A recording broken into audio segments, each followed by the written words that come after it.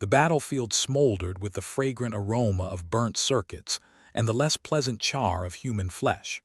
Captain Lysander Halst surveyed the synthetic dreamscape with the kind of interest one might reserve for a particularly horrific art installation.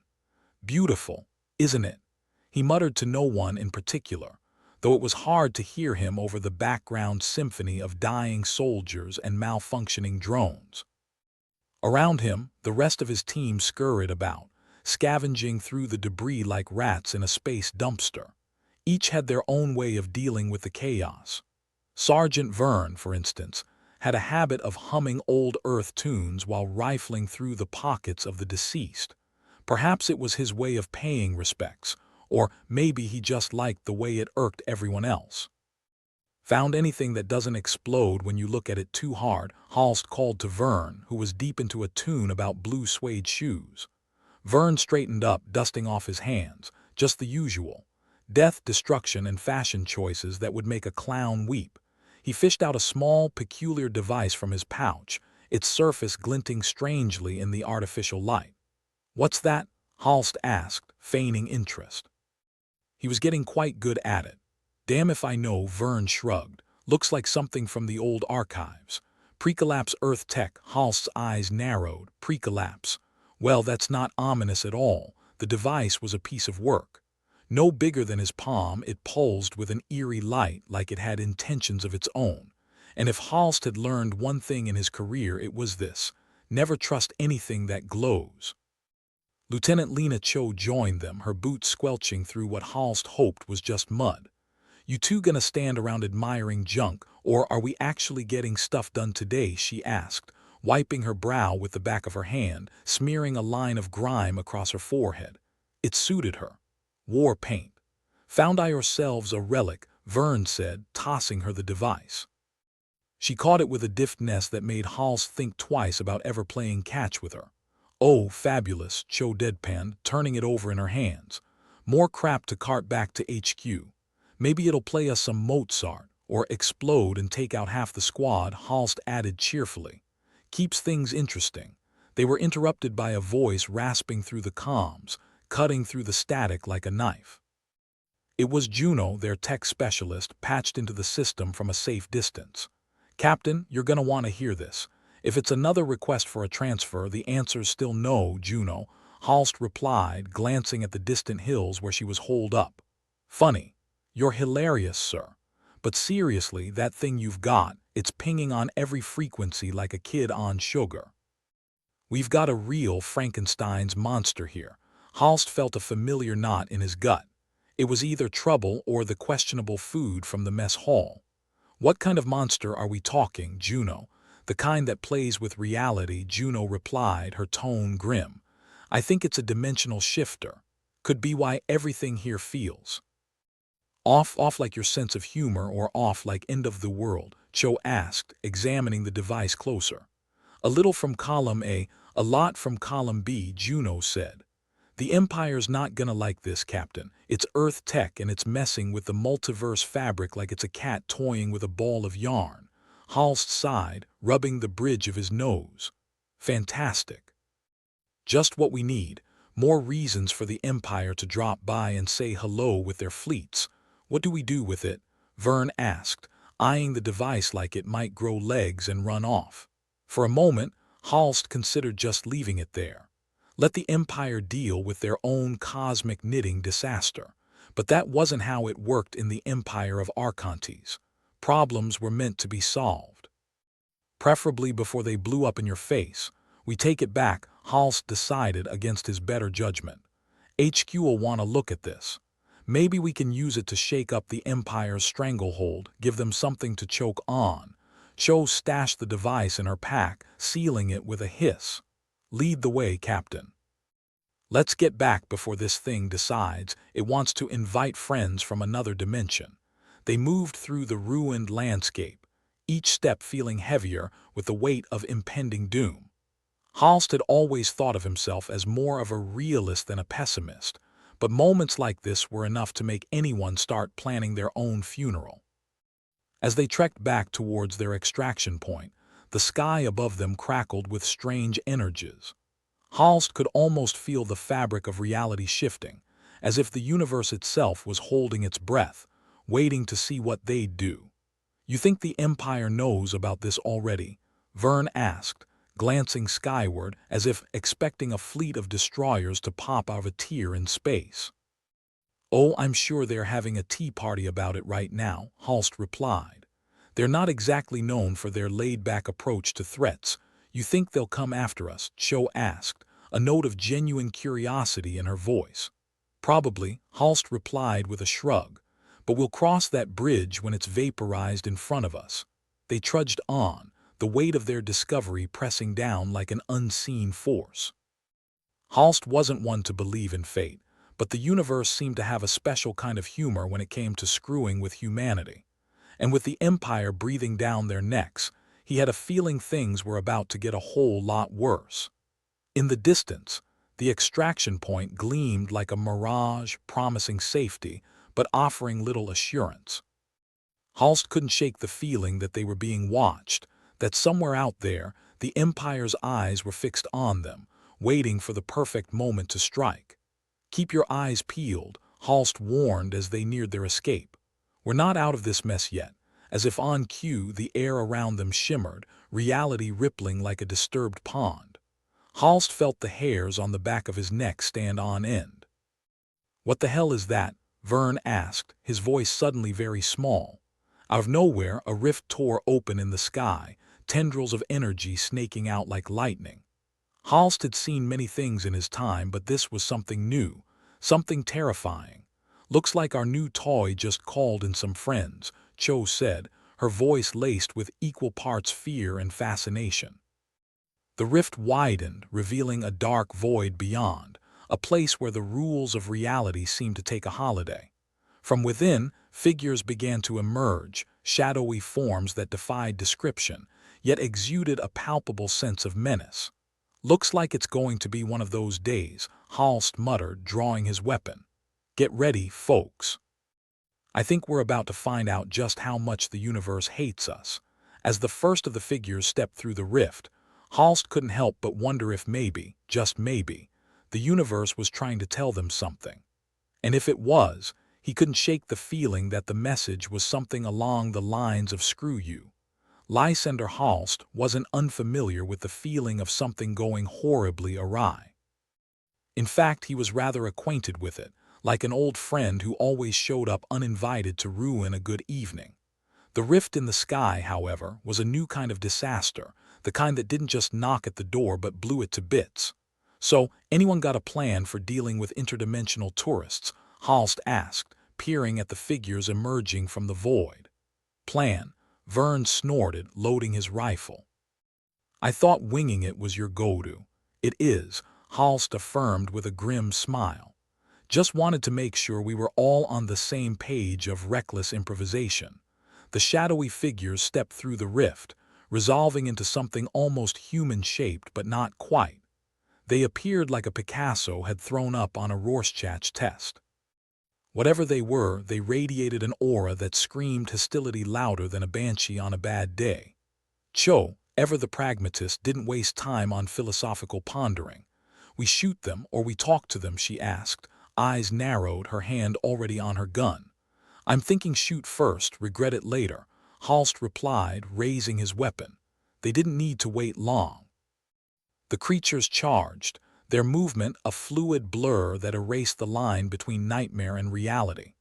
The sounds of gunfire filled the air, bullets whizzing through the battlefield like angry bees. Juno's voice crackled over the comms, interjecting into the fray. "Captain, just FYI, those things are giving off readings that could make a black hole blush." "Helpful as always, Juno," Halst grunted, ducking behind a chunk of debris as one of the figures lunged at him, claws slicing the air where his head had been. "Just doing my part to keep the morale up," Juno quipped. The battle was chaos incarnate.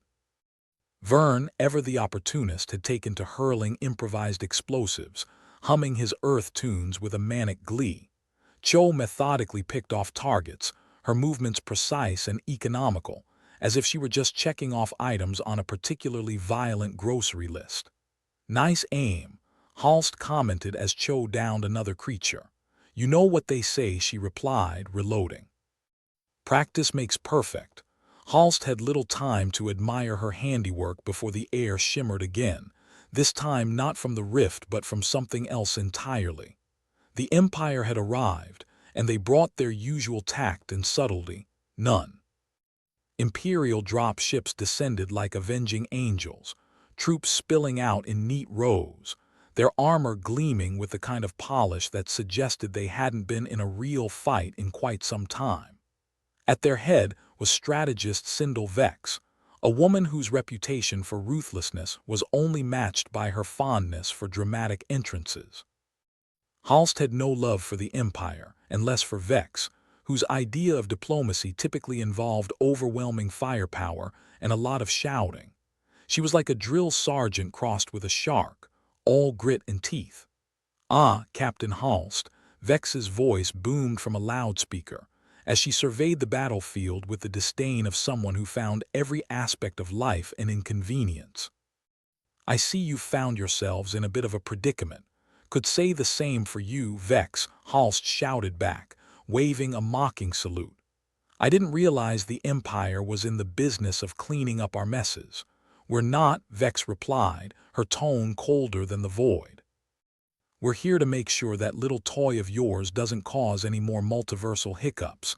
Halst glanced at Cho, who was still clutching the Earth tech like it was a particularly volatile grenade. You hear that, Cho? We're causing hiccups now. Maybe we should start charging for entertainment. If we survive this, I'll consider it, she replied dryly. Vex gestured, and her troops fanned out, engaging the shadow creatures with a precision that was annoyingly impressive.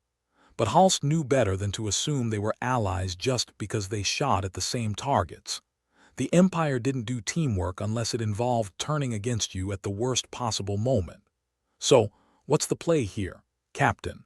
Vern asked as they took cover behind a jagged piece of fallen spacecraft. Halst took a moment to consider. On one hand, they had an unstable device that could rip open reality. On the other, an Imperial force led by someone who'd happily hang them out to dry. It was like choosing between a rock and a hard place. Only the rock was a meteor and the hard place was exploding. We need to get that device to HQ, Halst decided, knowing full well it was a long shot. If we're lucky, it'll be someone else's problem soon. And if we're not, Cho questioned, her voice steady, though Halst could see the tension in her eyes. Then we hope the Empire gets distracted by something shiny, Halst said with a shrug. Now let's move before things get uglier. Using the chaos of the battle, they began their retreat, sticking to the shadows, avoiding both the creatures and the Imperials. It was a delicate dance of avoidance and sheer dumb luck. Juno chimed in again because of course she had perfect timing. Update from the tech corner, that thing's starting to pulse harder. Feels like it's gearing up to do something. Big like winning the lottery or big like turning us inside out, Vern asked. Considering our luck, I'm betting on the latter. Just thought you'd want to know, Juno said cheerfully. Appreciate the heads up, Halst replied. Keep an eye on the skies for us. Let us know if the Empire's got any more surprises. As they skulked through the debris, Vex's troops closed in, her voice cutting through the din like a scalpel. Captain Halst, you're running out of places to hide.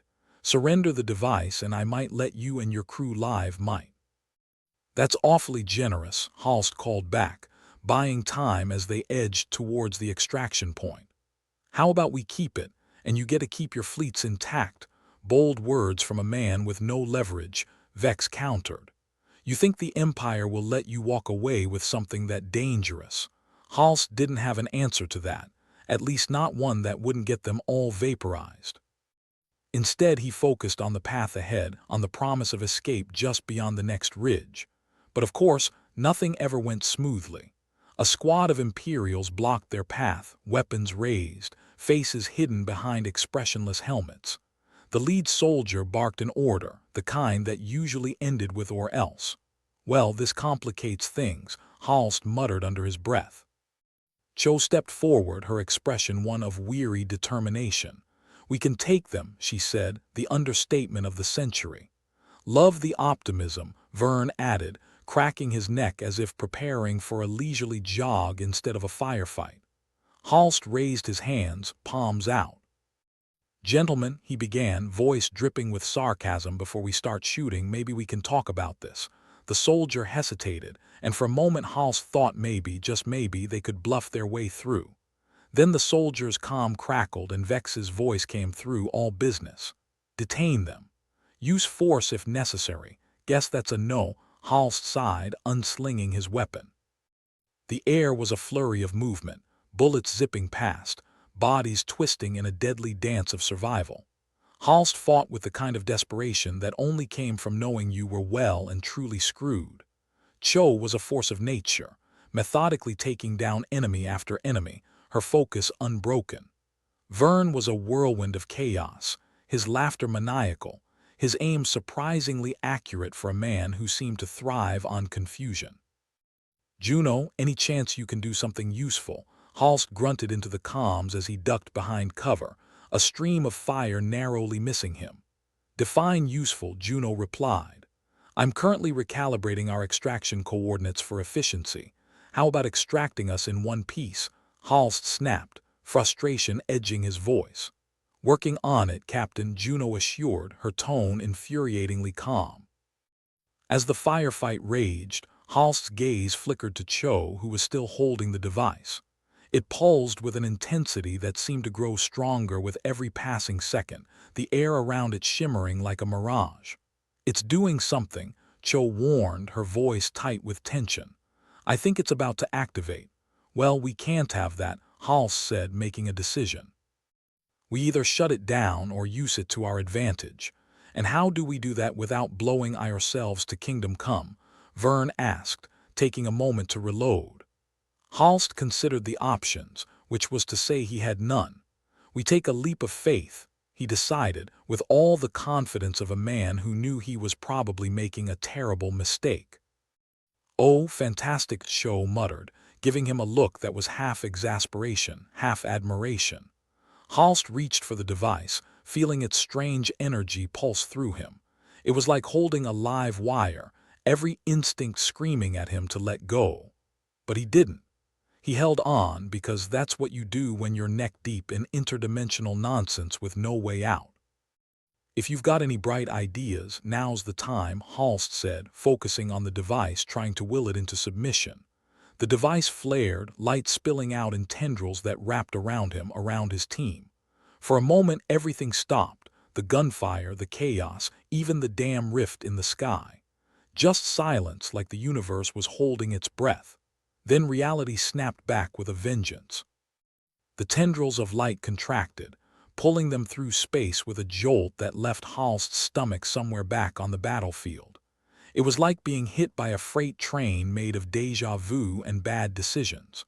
When the world reassembled itself, they were standing in a place that looked almost, but not quite, like where they'd started. The sky was wrong, the air too thick, the colors off by shades that didn't exist in any sane reality. "Well, that was unexpected," Vern commented, looking around with the wonder of a child seeing a candy store for the first time. "Did it work?" Cho asked, her voice tight with anticipation and a hint of fear. Halst looked at the device, now dark and still in his hand. "Depends on what you mean by work," he replied. "We're alive, so that's something. And the Empire?" Vern asked, the question hanging in the air like a guillotine. Halst didn't have an answer, which was becoming a common theme. "Let's find out," he said, squaring his shoulders as they began to move, each step taking them further into the unknown. Whatever happened next, Halst knew they were in for a hell of a ride. And if the universe had any more surprises in store, they'd face them the only way they knew how, head-on, with a sarcastic quip and a readiness to embrace whatever disaster came next.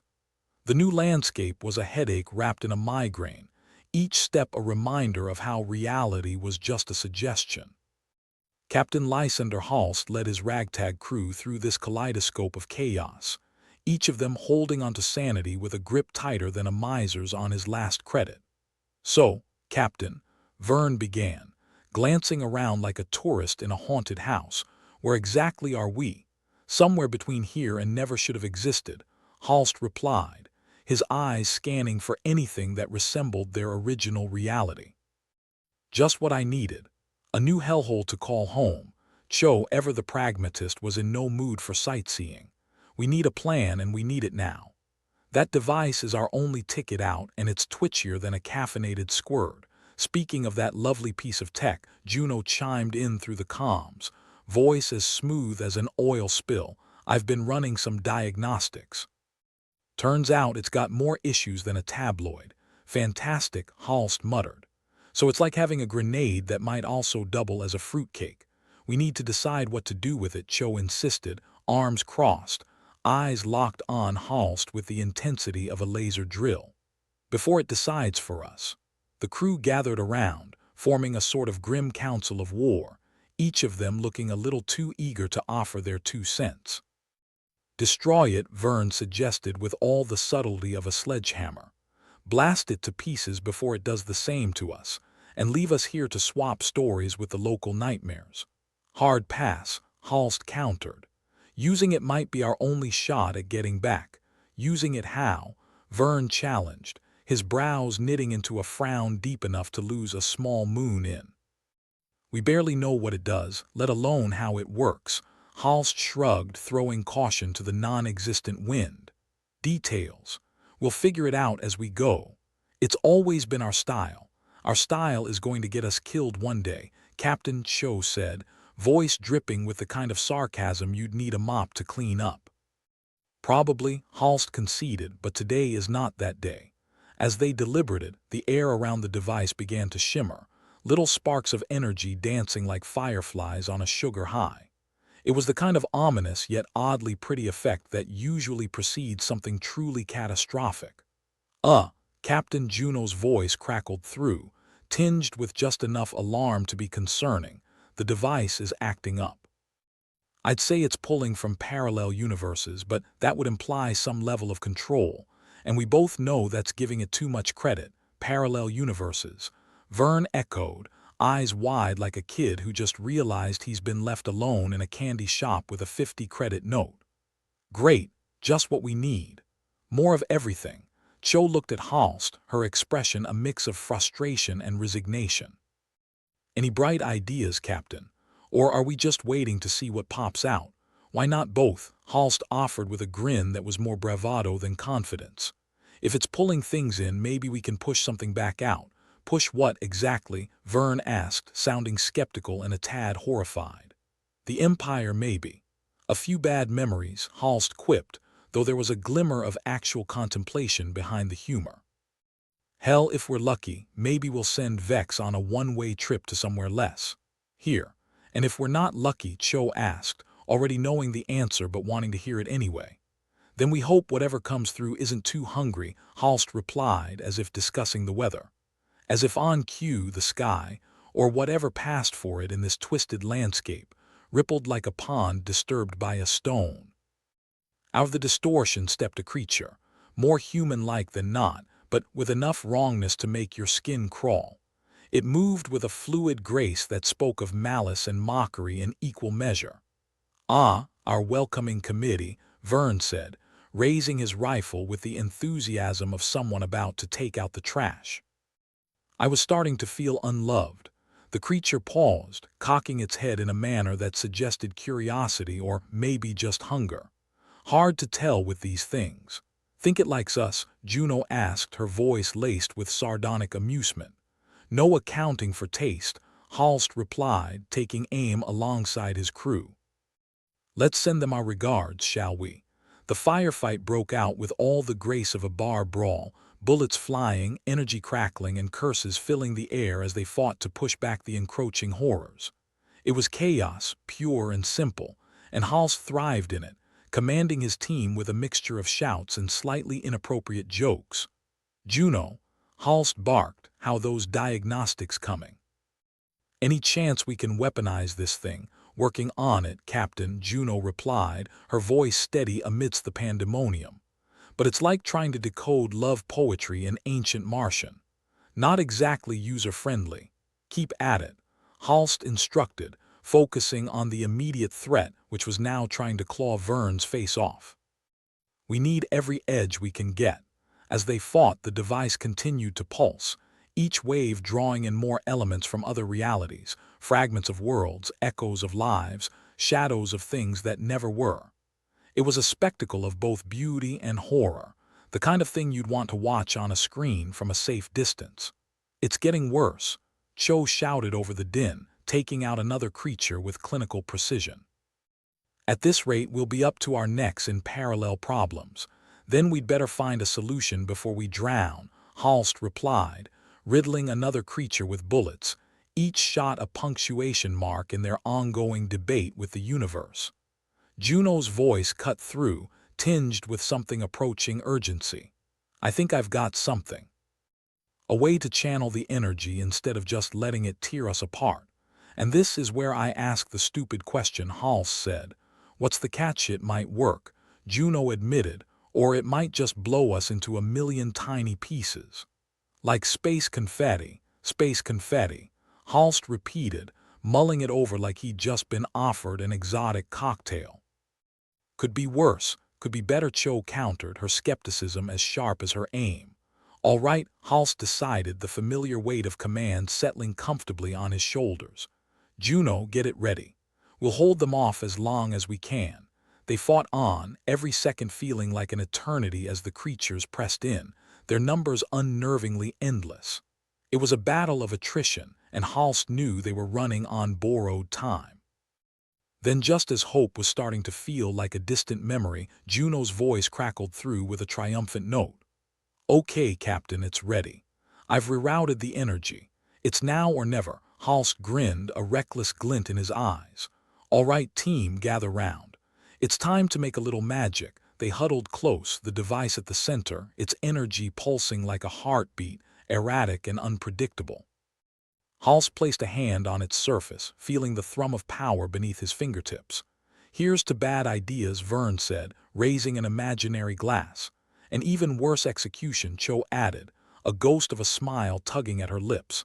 "And to living through it," Halst finished, locking eyes with each of them in turn. On three, they braced themselves, trusting in the bond they shared more than the device that could very well be their undoing. "One," Halst began, feeling the weight of their collective fate resting on his words. "Two," Cho continued, her voice steady and sure. "Three," Vern finished, and they activated the device. The world exploded in light and sound, a cacophony of colors and chaos that defied description.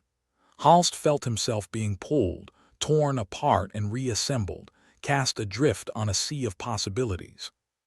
He drifted through memories not his own, fragments of realities that had never existed, each one a tantalizing glimpse of what could have been.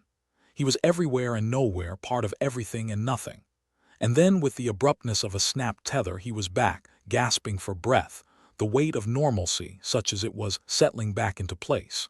They lay there, panting and disoriented, the battlefield eerily quiet around them. The creatures were gone, the air still, the sky a familiar, if slightly skewed, shade of wrong. "Did it work?" Vern asked, voice rough with disbelief. Halst looked around, taking in the surreal landscape, the absence of immediate threats. "I think so," he said, the wonder of survival a strange, almost foreign sensation. "So we're home?" Cho asked, her tone a careful mix of hope and skepticism. "Home-ish," Halst corrected, because, well, why be too optimistic? Juno's voice crackled in through the comms, exhausted but undeniably pleased. "Congratulations, Captain. You've just accomplished the impossible." Again, Halst chuckled, a sound that was more relief than amusement. "Yeah, well, let's not make a habit of it."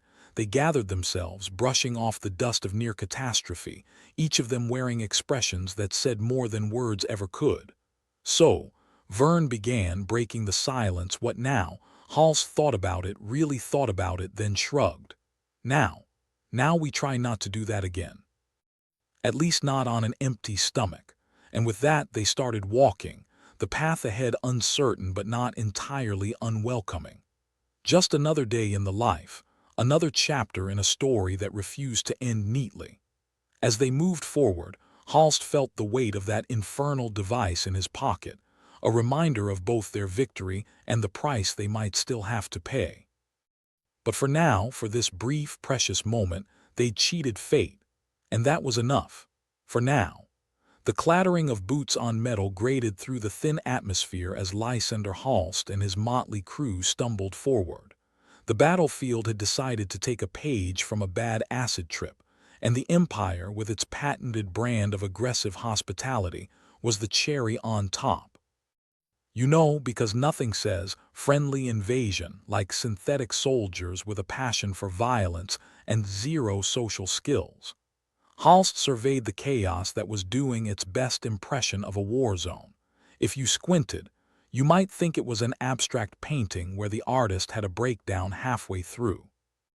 Debris floated like cosmic confetti, some bits glowing with that ominous allure that screamed, "Do not touch unless you want a third arm," or worse, a third chin.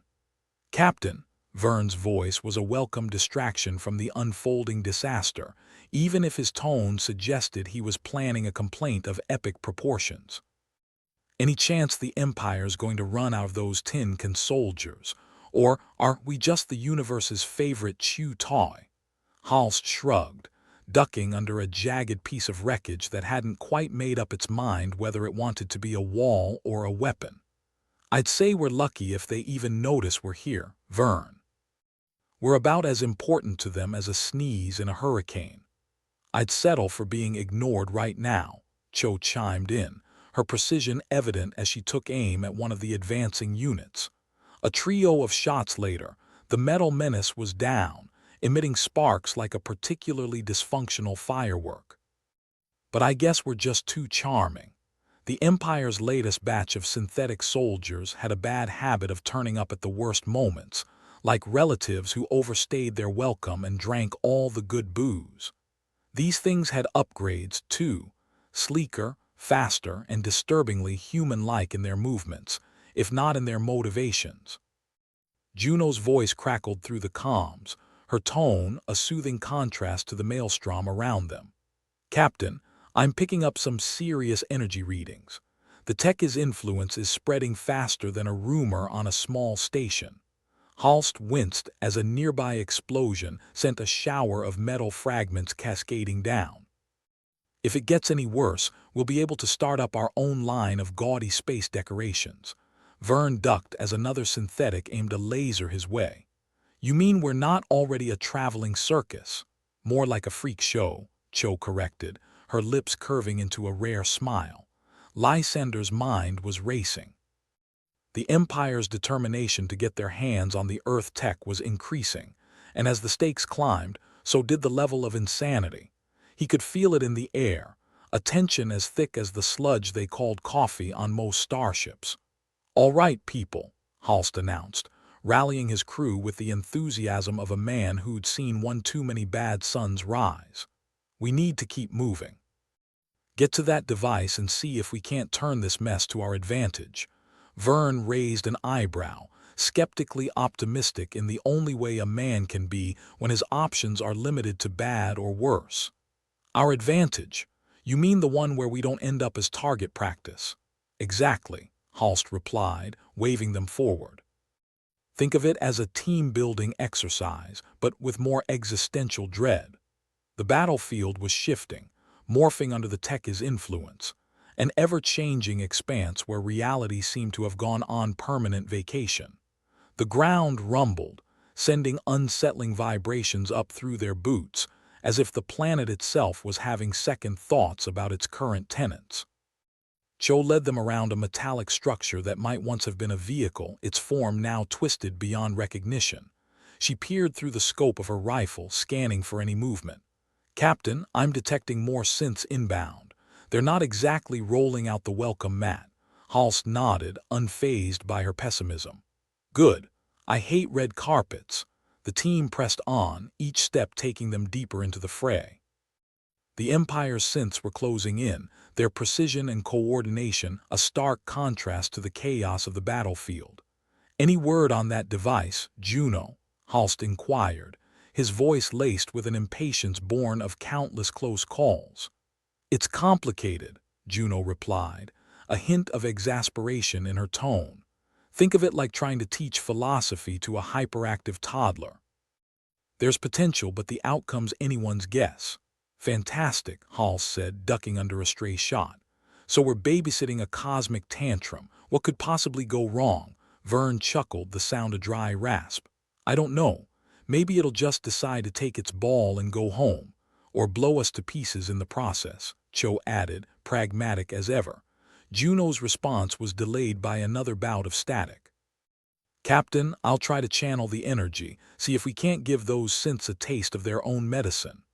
Just make sure we're not the ones getting fried in the crossfire, Halst warned, casting a wary glance at the shimmering device they were fast approaching. The tech pulsed rhythmically, a beacon of both hope and doom, and Halst couldn't decide which was more likely. As they reached the device, he knelt beside it, feeling the raw power it contained. It was like standing next to a star with a hangover and a bad attitude. All right, folks, Halst said, gesturing for the others to take positions around the device. Let's see if we can't turn this thing into our big, ugly ally. Cho was already in motion, her movements precise as she adjusted her rifle. Vern took up a position nearby, his expression a mixture of focus and disbelief. The synths were closing in, their relentless march a testament to the Empire's single-minded obsession. Juno, we need that energy, Halst urged, the urgency in his voice unmistakable. Unless we want to be exhibited in the Empire's new Museum of Failures. Just a sec, Juno replied, a flurry of keystrokes audible even through the comms. All right, I've got it. Let's give them a little shock and awe. Halst felt the device thrum beneath his fingertips, a vibration that resonated through the air like the precursor to a symphony, or maybe a dirge. The battlefield shimmered, the edges of reality fraying as the tech worked its magic. The first wave hit the synths with a fury that bordered on divine. Sparks flew as their systems overloaded, the once intimidating figures now reduced to twitching heaps of malfunctioning metal. Well, Vern said, wiping imaginary dust off his hands, that's one way to declutter. Cho glanced at Halst, an eyebrow raised in what might have been approval. Not bad, Captain, but they'll send more. Then we'll give them more, Halst replied, already recalibrating his strategy as more synths appeared on the horizon. With the immediate threat neutralized, they regrouped around the device, its presence a constant reminder of the stakes. Halst could feel the weight of his choices pressing down, the burden of leadership never heavier than when survival was in question. How long can we keep this up? Vern asked, his voice tinged with a rare note of vulnerability. Halst hesitated, scanning the faces of his crew. They were tired, worn down by relentless conflict, yet still standing. As long as we have to, Vern, until they stop coming or we run out of breath. The tech pulsed again, a reminder of its unpredictable nature. Halst knew they were walking a fine line, each step precarious, the edge never far away. But for now they had a chance, a sliver of hope in a universe that rarely offered such luxuries. Juno, keep monitoring those readings. Cho, Vern, stay sharp. We've got more guests incoming, Halst commanded, his resolve as firm as the ground beneath his feet. Cho nodded, her determination evident. We'll hold them off, Captain. We always do. Vern grinned, a devil-may-care expression that belied the seriousness of their situation. Hey, I didn't sign up to die, pretty. Halst chuckled, the sound a brief reprieve from the tension. Good, because we're aiming for glorious. As the next wave of synths approached, the crew prepared, each of them ready to face whatever the Empire threw their way. The battlefield was a chaotic expanse, yet amidst the turmoil, Halst found a strange sense of peace. They were outnumbered, outgunned, and out of their minds. But they were together, and in this twisted patchwork of reality, that was the only advantage they needed. And so they stood, side by side, as the Empire's forces closed in, ready to fight for every inch, every heartbeat, every chance at survival in a universe that never ceased to challenge them. Because that's what they did. They endured, they resisted, and every now and then they even won. The battlefield was a hellscape of twisted metal and looming dread, the kind of place where happy endings went to die. Captain Lysander Halst surveyed the chaos with a weary smirk, the kind that said, "We might be screwed, but at least we look good doing it." The Empire's synthetic soldiers were closing in, relentless as tax collectors and twice as charming. Halst's crew was outnumbered, outgunned, and about as prepared as a fish at a sushi bar. But they'd been here before. Hell, they'd written the book on it. "Captain," Juno's voice crackled through the comms, a lifeline in the sea of madness. "Energy readings are spiking. The tech is having a meltdown, and not the fun, end-of-the-party kind." Halst grunted, wiping sweat and grime from his brow with a sleeve that had seen better days. "Great, because we didn't have enough problems already." Vern, ever the optimist, ducked behind a chunk of debris that had once been part of a starship or maybe a really enthusiastic toaster. "Captain, if this thing blows, we could end up as cosmic confetti." "Cheer up, Vern," Halst replied, taking aim at an incoming synth and reducing it to a pile of sparking regret.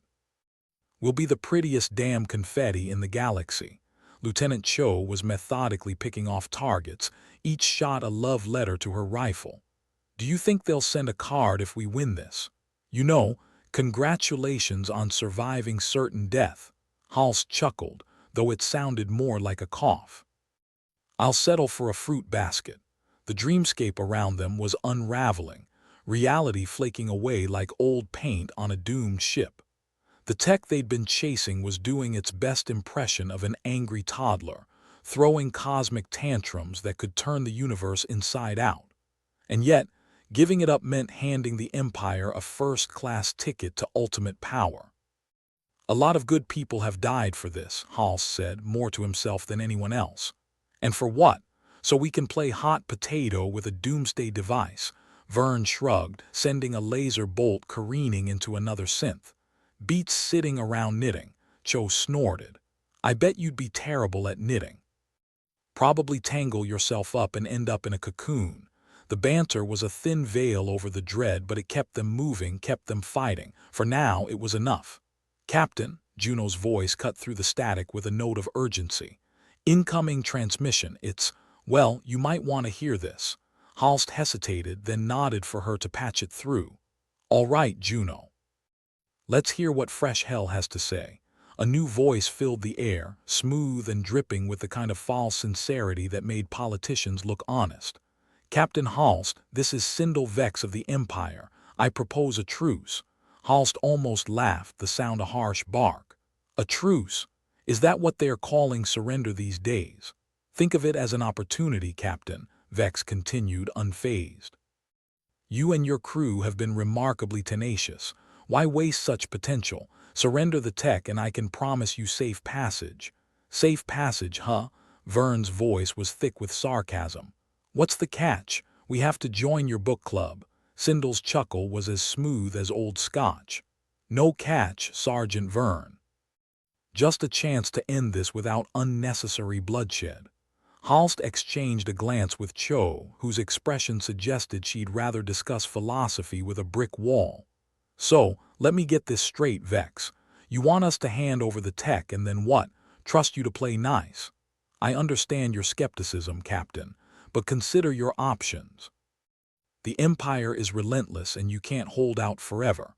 Halst could almost see the smirk through the transmission. He dealt with enough Empire flunkies to recognize the smell of a rat, even over comms. "And here I thought relentless was our middle name." Vex's voice was all hunted persuasion. "Pride's a fine thing, Captain, but it doesn't keep you alive. Surrender the tech and your crew walks away. Refuse and this ends in a massacre." Halst mulled it over, the weight of his crew's lives pressing down like a collapsing star.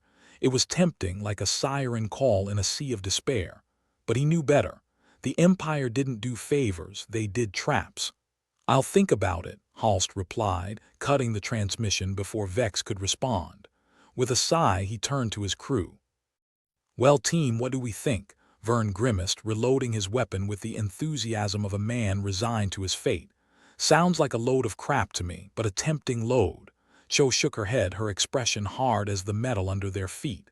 "I don't trust him. We give up the tech and they'll kill us anyway. No witnesses." "Juno?" Halst asked, hoping for a miracle. Her reply was terse, frustration bleeding through. I say we keep the tech out of their hands. We might get blown to bits, but at least we'll go out flipping them the bird. Halst grinned, a grim smile that didn't reach his eyes. The bird it is, then.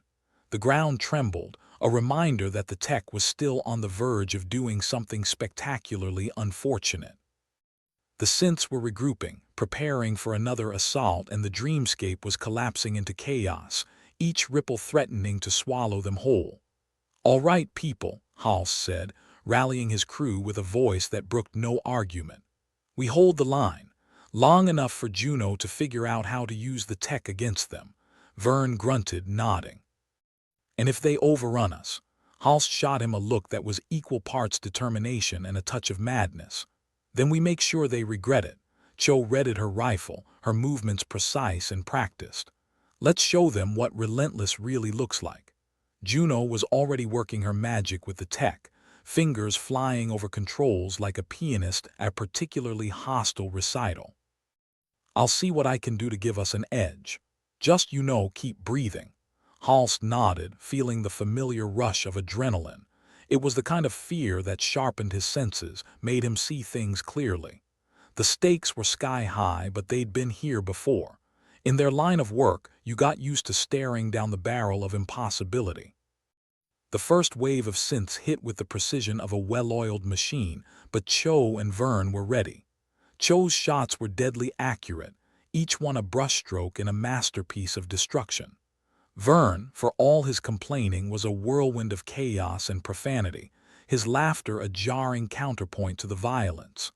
Halst joined the fray, his own shots ripping through the air. They were outnumbered, but they fought with the desperation of cornered wolves, each one determined to take as many of the bastards down with them as possible. Juno's voice crackled through the comms, urgent and focused. "Captain, I've got something. I think I can turn the tech into a pulse weapon, fry their circuits." "Do it," Halst ordered, kicking a synth square in the chest and watching it topple like a drunk at last call. The tech began to hum, a low, ominous sound that resonated through the battlefield. Halst could feel the vibrations in his bones, a promise of destruction that he could only hope would work in their favor. "Brace yourselves," Juno warned, her voice a sharp command as the device reached a fever pitch. The pulse hit like a tidal wave, crashing over the battlefield with a force that knocked everyone off their feet. The synths convulsed, sparks flying from their bodies as their systems overloaded.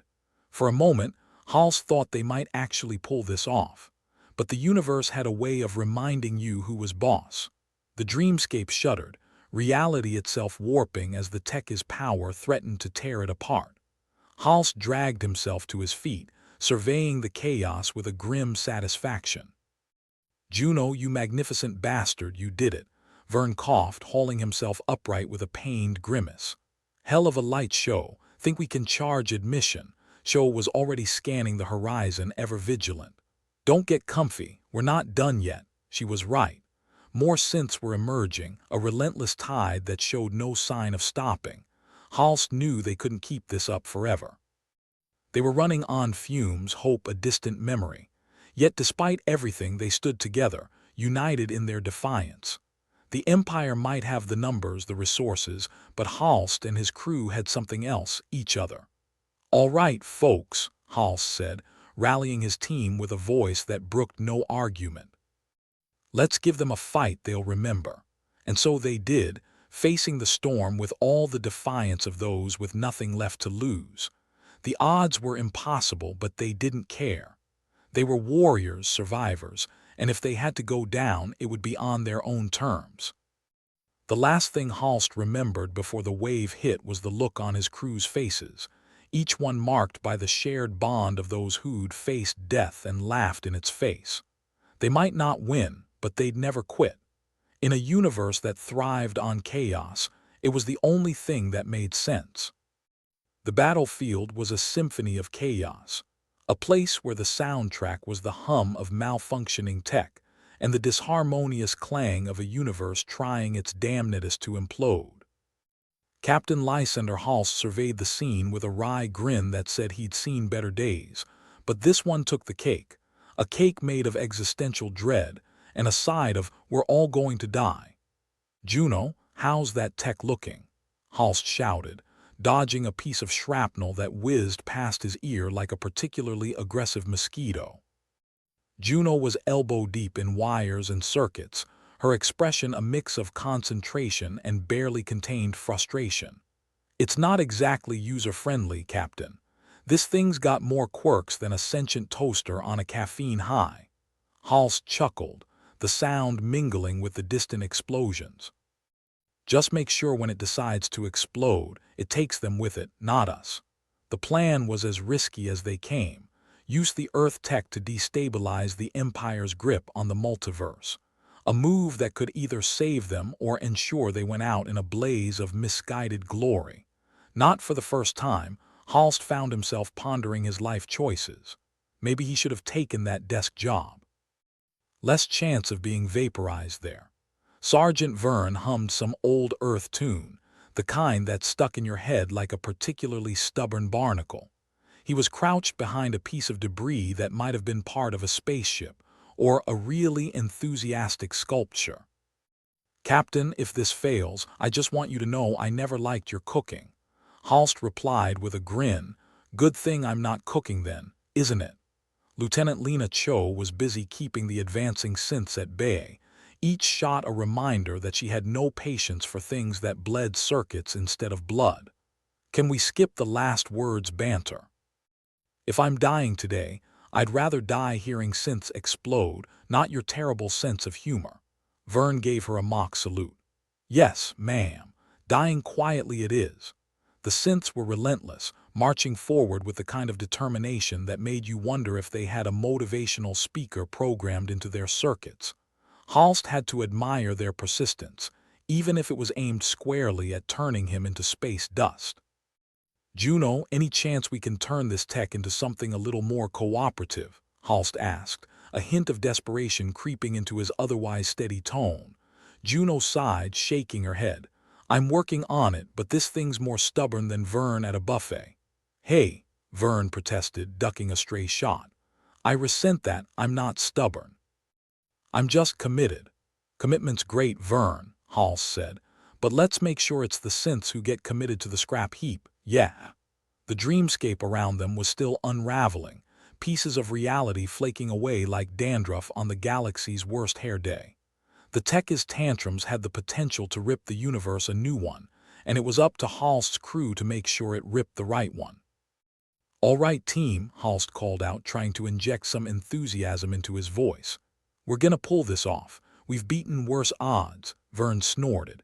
"Yeah, like that time we ran out of coffee and had to face Cho without her morning fix. I still have nightmares." Cho didn't bother looking up from her scope. "I'll shoot you later, Vern." Halst felt a swell of pride amidst the chaos. His crew was a patchwork quilt of misfits and renegades, each one as flawed and unpredictable as the universe itself. But damn, did they know how to fight. "Juno, any updates?" Halst asked, glancing over to where she was practically wrestling the tech into submission. "Yeah, got a plan," Juno replied, her fingers flying over the controls like a pianist on the verge of a breakdown. "But it's a long shot."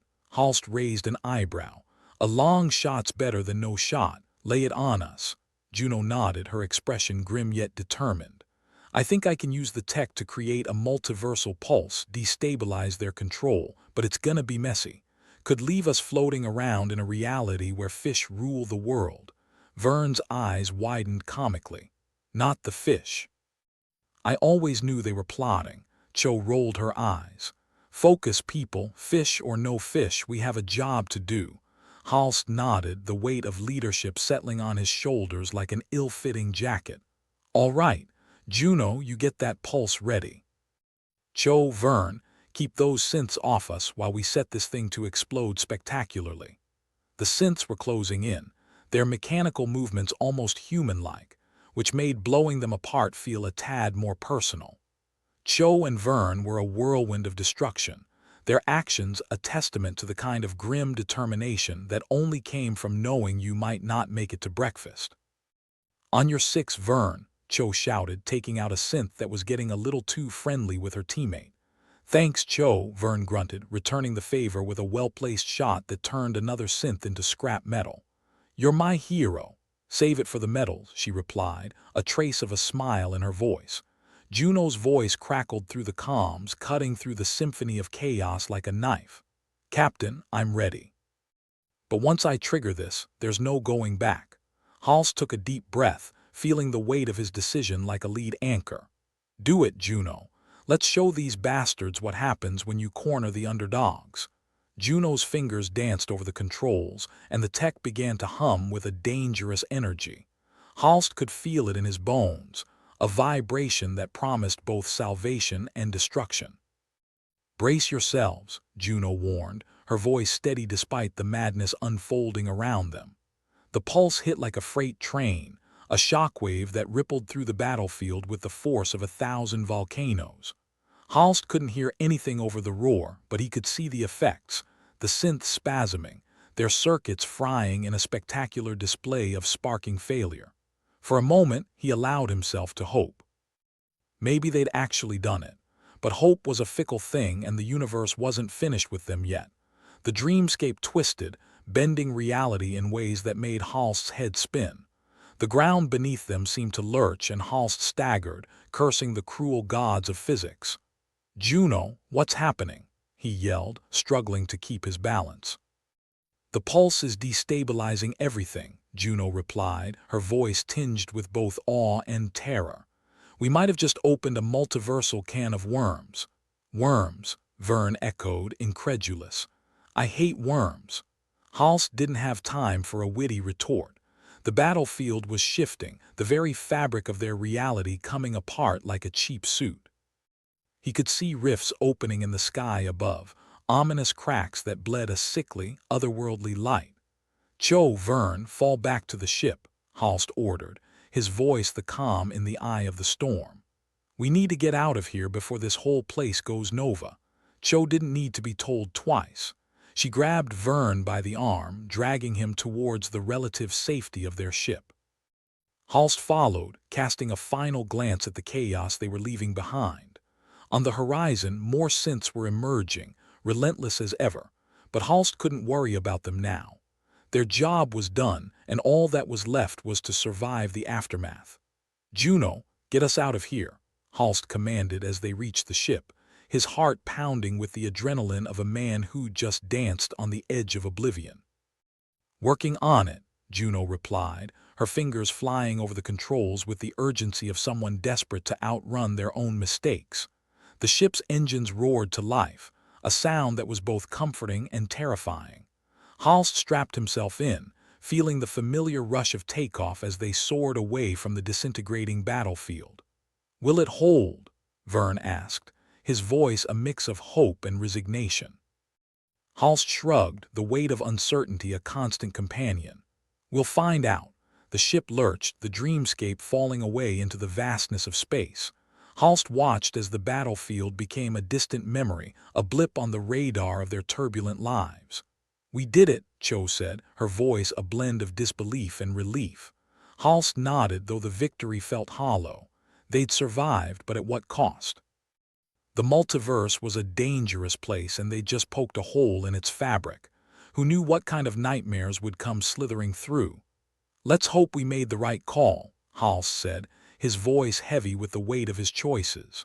Juno turned to him, a hint of defiance in her eyes. "We might have opened a can of worms, but at least we chose the worms." Halst chuckled, the sound a mix of exhaustion and grim satisfaction. "Next time, let's aim for something less squirmy, all right." The crew shared a weary laugh, the kind that came from the realization that they were still alive, still fighting. In a universe that thrived on chaos, it was the only thing that made sense. As the ship hurtled through the stars, Halst allowed himself a moment of quiet reflection. They'd faced impossible odds and lived to tell the tale. But the future was as uncertain as ever, and the Empire was still out there, lurking in the shadows. "All right, folks," Halst said, breaking the silence with a voice that was both determined and weary. "Let's see what kind of mess we've made and figure out how to clean it up together." And with that they flew on, a band of misfits bound by loyalty and an unyielding refusal to back down. The universe might be a cruel place, but they'd face it the only way they knew how, head on, with a smile and a middle finger raised in defiance. The ship rattled like an over-caffeinated space squirt, which meant it was probably holding together. For now. Captain Lysander Halst adjusted the harness cutting into his shoulder and tried to ignore the rising sense of dread clawing its way from his gut to his throat. They'd done something big out there, punched a hole in the universe just to see what would slither through. But like any good decision made on a battlefield, they'd have to live with, or die from, the consequences. "Juno," he barked, "how bad is it?" Juno, their tech specialist and the unofficial queen of last-minute solutions, flipped a switch that probably did nothing useful. "Depends on your definition of bad," she replied with an enthusiasm that made his skin itch. "We've definitely destabilized the Empire's tech, but we've also created a multiverse soup. You know, the kind Gordon Ramsay would scream at for being underseasoned. So we've got a few dimensions mad at us. Great. Add it to the list," Vern quipped, plucking at his harness with the enthusiasm of a disgruntled musician. "Always wanted to start a multiversal incident." Cho snorted, her focus already on the view screen where the shimmering rifts danced like cosmic tempests. "Relax, Vern. Maybe some fish world will adopt you. Always thought you'd make a nice merman." "Dibs on finding Atlantis then," he shot back, a lopsided grin plastered on his face. "Hope they have a good buffet," Halst snorted. There was something deeply comforting about the banter, like a warm blanket of sarcasm in a cold, uncaring universe. "All right, folks, let's not get too comfortable. We've just stuck a pin in the Empire's butt, and they're not exactly known for their forgiving nature." Right on cue, alarms blared through the ship, a discordant symphony of impending doom. Halst cursed under his breath. The multiverse was in freefall, and they were along for the ride, like it or not. Juno squinted at a monitor, her fingers flying over the controls with the kind of speed that suggested either genius or impending disaster. "We've got company, Captain. Empire's sending ships our way. Lots of them. Figures," Halst muttered. Just when I was starting to miss their charming hospitality. Cho's eyes narrowed, focusing on the tactical display. "We've got to keep them off our tail while Juno works her magic. Any complaints?" "None here," Vern replied, checking his sidearm. "Just another day in paradise." Halst grinned, the kind of grin that felt like a middle finger to the universe. "All right, team. Let's show them what happens when they mess with the wrong crew." As the ship shuddered from the incoming fire, Halst's heart pounded in his chest like a war drum. The Empire's ships were closing in fast, their sleek silhouettes cutting through the chaos like razor blades. They had the firepower, the numbers, and the kind of determination only found in those who'd been thoroughly pissed off. "Cho, take the helm. Put those hotshot flying skills to good use," Halst commanded, loosening his harness enough to move. "I'll handle the guns." "You got it, Captain," Cho replied, her voice steely with determination. With a fluid motion she slid into the pilot's seat, her hands dancing over the controls with lethal grace. "Vern, keep an eye out for boarding parties," Halst added, moving to the gunner's station. "Last thing we need is uninvited guests." "On it, boss," Vern said, settling into his position with a casual confidence that belied the gravity of their situation. Halst focused on the targeting system, each enemy blip on the screen a reminder of what was at stake. The Empire had underestimated them before, but this wasn't about getting the last laugh. It was about survival, about giving the multiverse a fighting chance. "Juno," Halst called out, glancing at her from the corner of his eye. "How long until that multiversal pulse settles?" Juno's brow furrowed, a bead of sweat trickling down her temple. "Hard to say. It's like trying to convince a toddler to share their toys. The timelines are all tangled up, and it's going to take some time to sort them out." "Perfect," Halst said dryly. Just what I needed, a cosmic tantrum on top of everything else. The ship rocked violently, another barrage from the Empire's forces. Halst gritted his teeth, fighting to maintain his focus. Every shot they fired, every evasive maneuver Cho pulled, felt like a desperate gamble in a game rigged against them. "Cho, keep us moving," Halst shouted over the din. "We can't let them pin us down." "Doing my best, Captain," she replied, her voice calm and steady. "But they've got more ships than we have expletives. Guess we'll just have to get creative with our vocabulary," Vern chimed in, his voice crackling through the comms. "I've got a few choice words in mind." Halst chuckled, his laughter a harsh, brittle sound in the chaos. "Keep 'em handy, Vern. We might need them." The battle was a brutal dance of fire and fury, their ship weaving through the onslaught with a kind of reckless abandon that bordered on suicidal. Halst's hands moved on autopilot, his mind a well-oiled machine of survival instincts and grim determination. As they fought, the fabric of reality around them continued to warp and twist, the rifts in the sky a constant reminder of the stakes. Halst could feel the pressure building, like the universe itself was holding its breath, waiting to see who would blink first. "Juno, we need options," Halst barked, swinging his chair around to face her. She didn't look up, her fingers a blur on the console. "Working on it, Captain." "I might be able to amplify the pulse, give the Empire's systems a hell of a headache, but it's risky." Halst considered their options, which were fewer than he'd like, but they'd come too far to back down now. "Do it. If we're gonna go down, let's take as many of them with us as we can." Juno nodded, determination etched into her features. "All right then. Let's see if we can make their heads spin." The ship lurched again, and Halst returned his attention to the targeting system, pouring everything he had into keeping the Empire's forces at bay. It was a losing battle, but they'd never been the quitting type.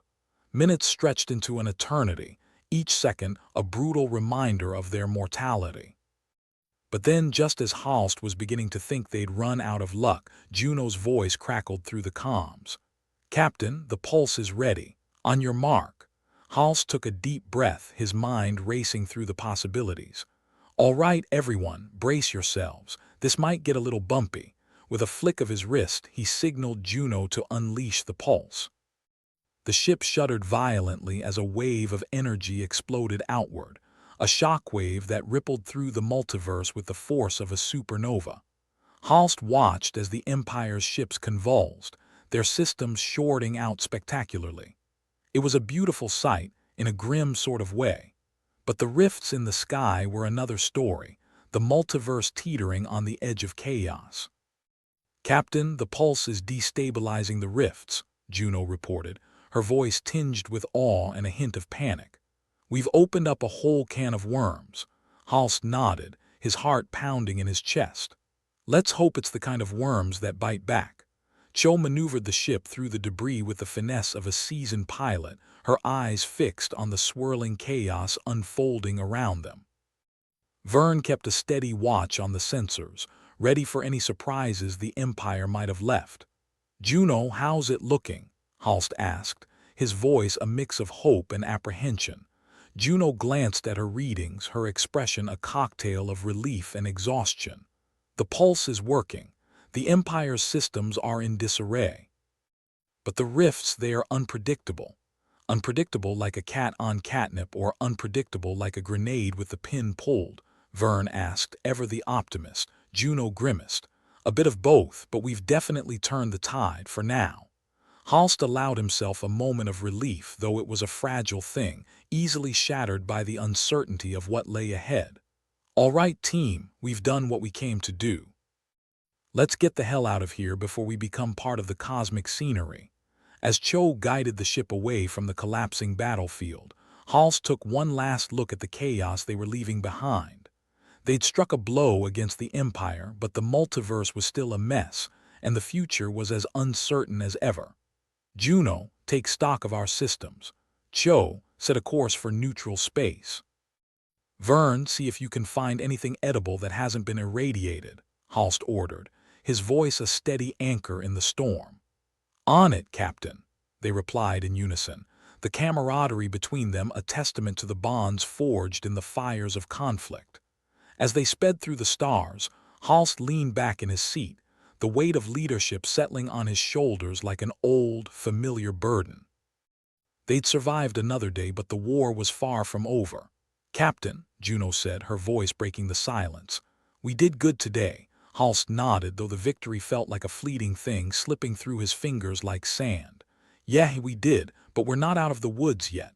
Cho glanced over her shoulder, a rare smile playing at the corners of her mouth.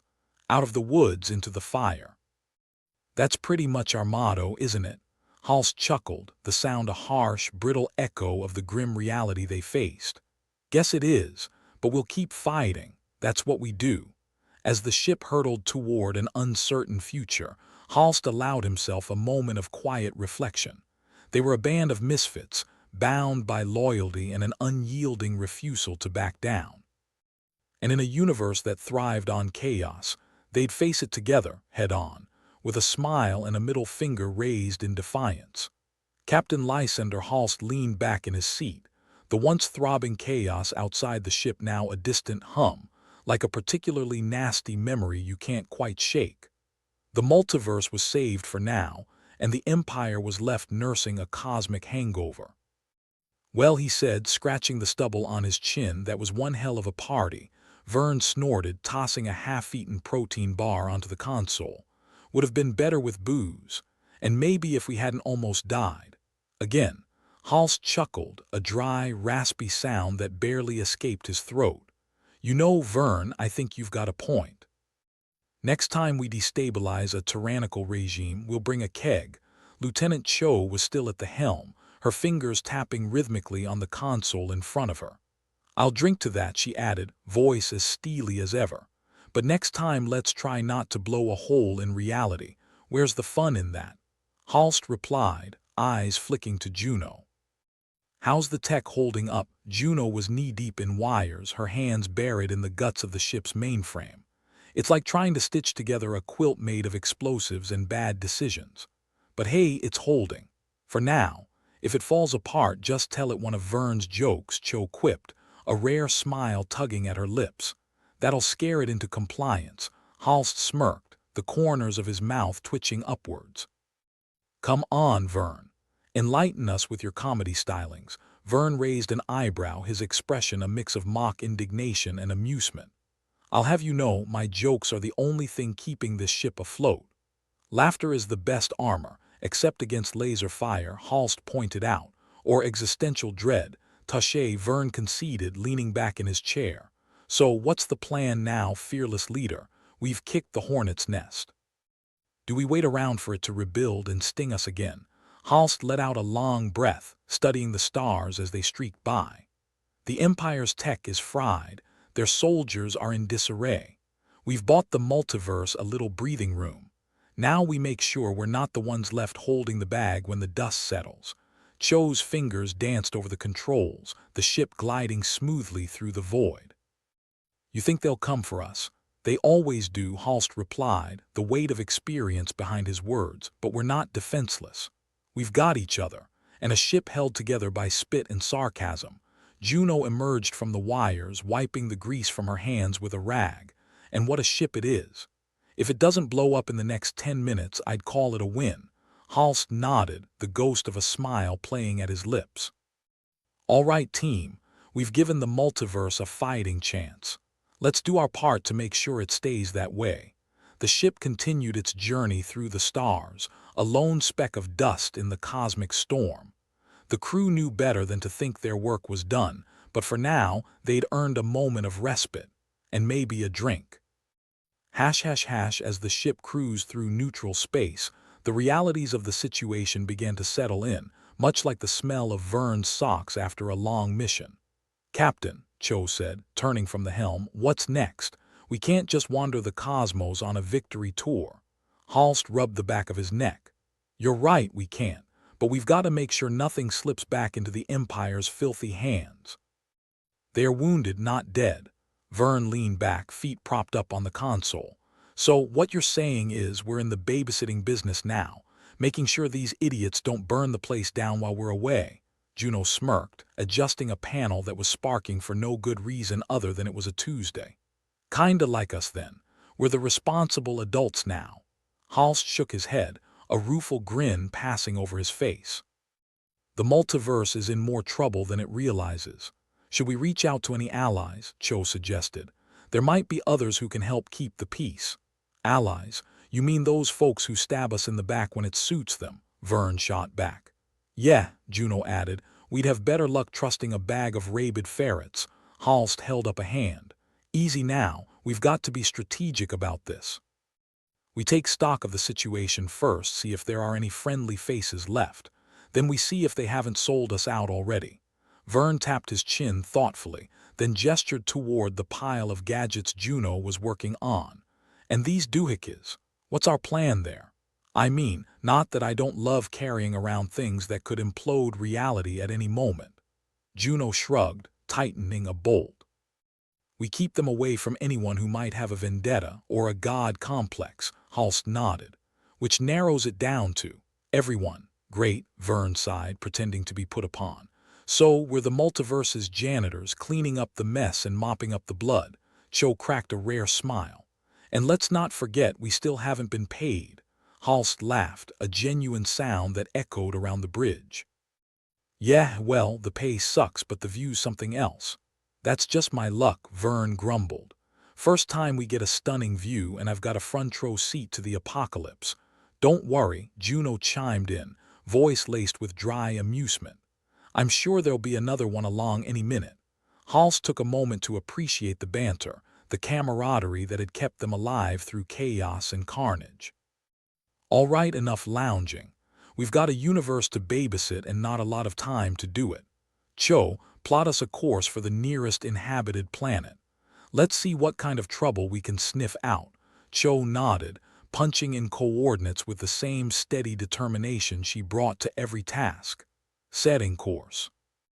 Hopefully they're not expecting us. If they are, I'll just offer them some of Vern's cooking, Juno quipped, eyes twinkling with mischief. That'll make them surrender. As the ship adjusted its path, Vern tossed a crumpled piece of paper at Juno, who ducked it with ease. My cooking isn't that bad. It's got character.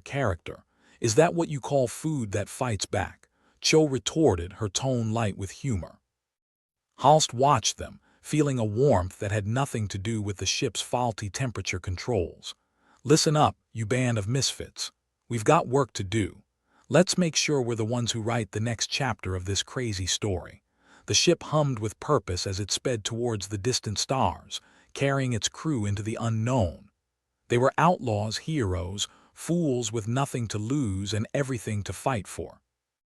And in the sprawling tapestry of the multiverse, they were the snag in the thread, the tiny anomaly that just might change everything. Lysander Halst knew one thing for sure. They'd face whatever came next together, with a smirk on their faces and sarcasm as their shield. Because in a universe as unpredictable and chaotic as theirs, humor was the best weapon they had. The console beeped, signaling their arrival at the edge of a system that looked promising, or at least habitable. Cho slowed their approach, taking them in on a stealthy vector that would make them hard to detect. Let's hope they've got something stronger than synth juice, Vern said, eyeing the planet that loomed on the screen. Or at least something that doesn't taste like battery acid, Juno added. I'd settle for that. Halst leaned forward, eyes narrowing as he considered their options. Remember, folks, we're not here to start a war. Just to make sure no one else does. Cho smirked, glancing over her shoulder. So just a friendly chat. Maybe a bit of light espionage, exactly, Halst replied, the challenge in his voice matched by the glint in his eyes. Let's see what kind of trouble we can get into. As the planet's surface came into view, the crew shifted into ready positions, each one preparing for whatever awaited them below. They were the guardians of chaos, protectors of a fragile peace that depended on their ability to navigate the treacherous waters of diplomacy. All right, team, Halst said, his voice brimming with resolve. Let's go show them what a handful of idiots with a half-broken ship and a dream can do. Vern chuckled, holstering his weapon. That's the spirit. Let's be the biggest pain in the ass this side of the galaxy. The ship descended through the atmosphere, a streak of defiance against the tranquil sky. They were outlaws, yes, but they were also something more. A team bound by loyalty and a refusal to let the universe swallow them whole. Halst felt a surge of pride as they prepared to land, knowing that no matter what lay ahead, they'd face it together. With a grin that said more than words ever could, he led his crew into the unknown, ready to take on whatever came next with humor, wit, and a healthy dose of irreverence. And maybe, just maybe, they'd make a difference.